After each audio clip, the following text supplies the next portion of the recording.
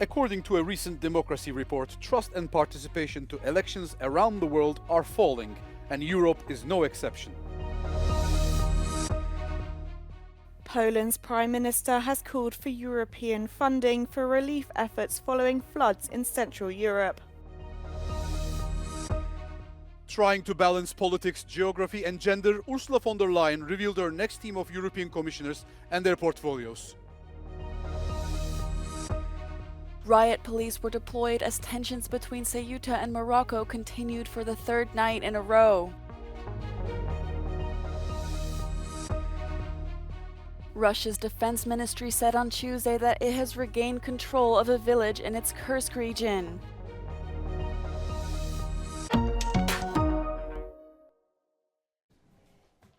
Trust and participation in elections all over the world is declining for 8 years in a row.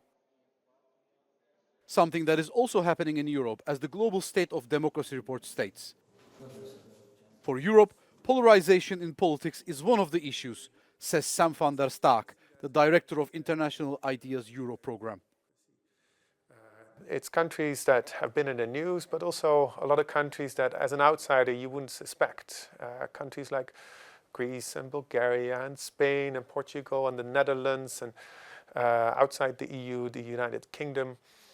They're still very healthy, functioning democracies, but you see that in parts of the system things are cracking, and that's often because of the politics is really putting a lot of pressure on how democracy functions.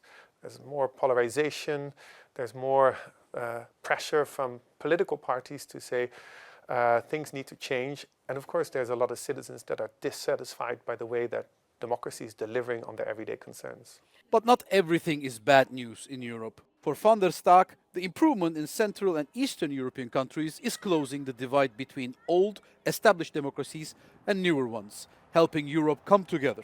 The State of Democracy report identifies, however, two main causes to explain why politics loses credibility.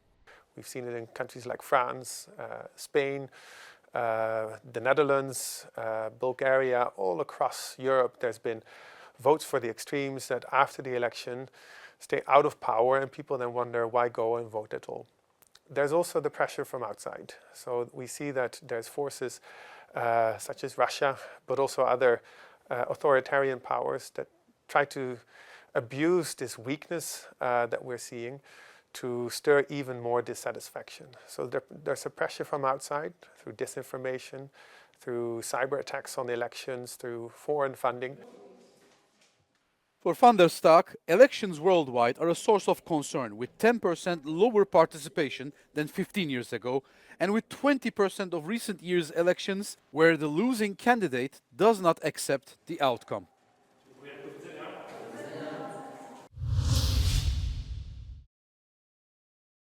Hundreds of electric vehicles are reportedly sitting idle for years at one of Europe's most important ports, Zeebrugge in Belgium. Up to 3 million EVs are shuttled from cargo ships onto trucks every year for sale.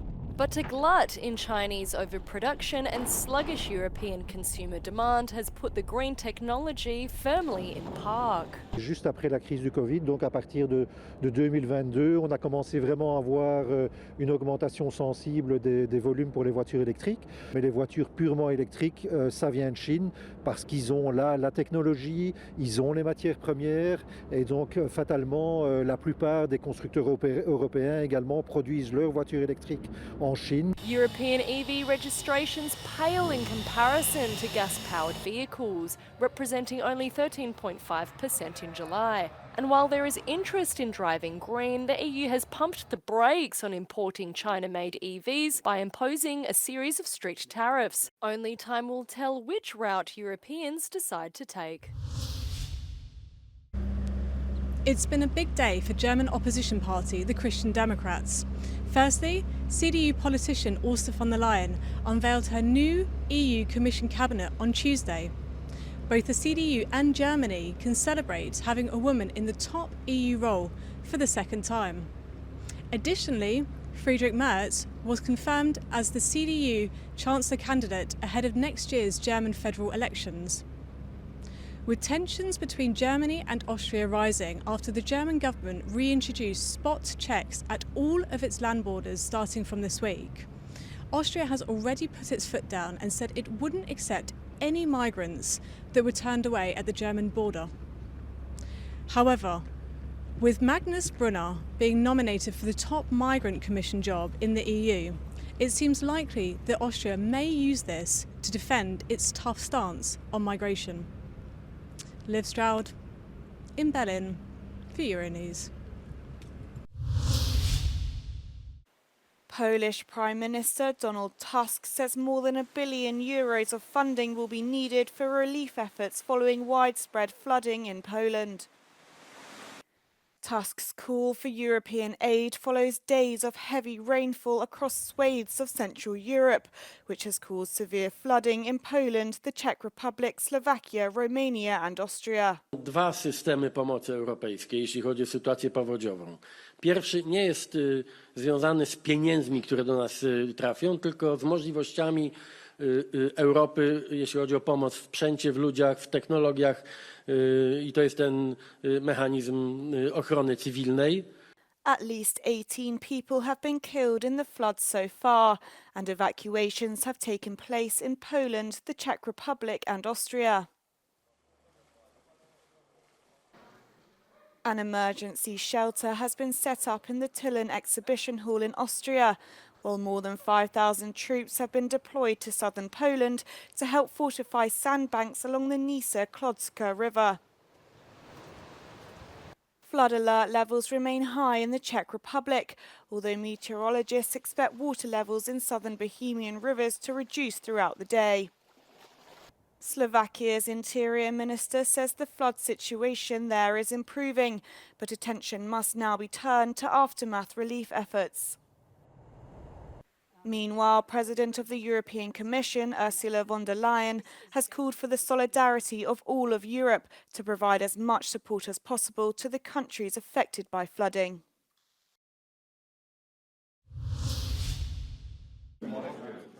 After weeks of consultations behind closed doors, the Commission's president announced on Tuesday the policy portfolios of her 26-strong team of commissioners. There will be 6 executive vice presidents who will deal with big umbrella portfolios. In picking these specific ones, Ursula von der Leyen ensured that her new team will have geographical as well as political representation.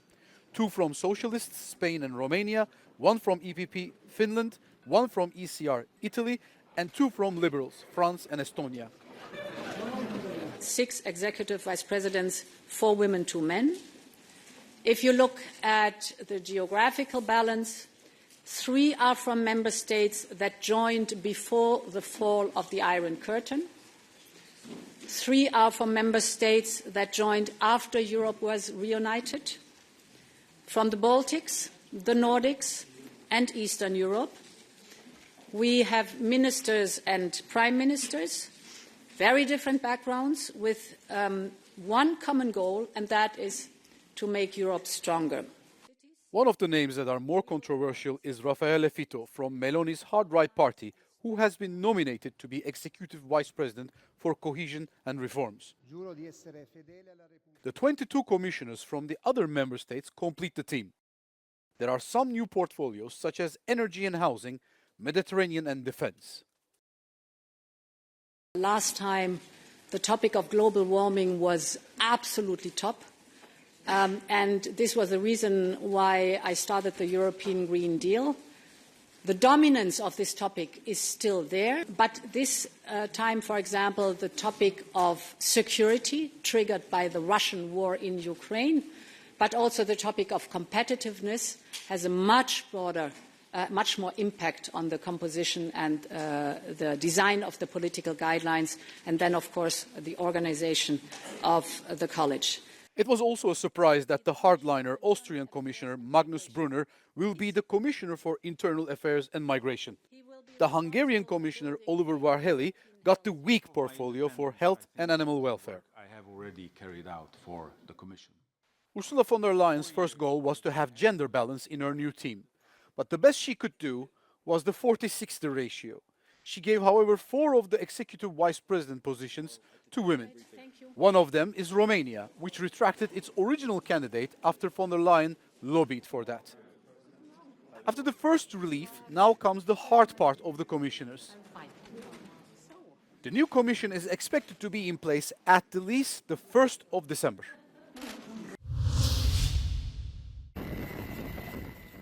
Poland declared a state of natural disaster after heavy flooding killed at least 5 people. The Polish Prime Minister Donald Tusk says this will facilitate evacuation operations and expedite financial support for victims. Zwołałem to posiedzenie przede wszystkim, żeby jak najszybciej przyjąć rozporządzenie o wprowadzeniu stanu klęski żywiołowej. Zwróciłem się do ministra finansów i w tej chwili mamy zapewnioną rezerwę na potrzeby miejsc i ludzi ogarniętych powodzią. W tej chwili 1 miliard złotych. Evacuations as a result of the widespread flooding also took place in the Czech Republic, Austria, and Romania. The majority of the Czech Republic was impacted by the heavy rain, and authorities declared high flood warnings in roughly 100 places. The Oder River that flows to Poland reached extreme levels in Ostrava, the third largest Czech city. Many parts of the city were underwater, and centers have been set up for those who had to evacuate. Meanwhile, Hungary braces itself for the rainfall. Locals helped fortify some of the most threatened areas. The mayor of Budapest warns that the capital faces what could be the biggest flood of the decade. The Hungarian Interior Minister Sándor Pinter confirmed that 12,000 troops were on standby.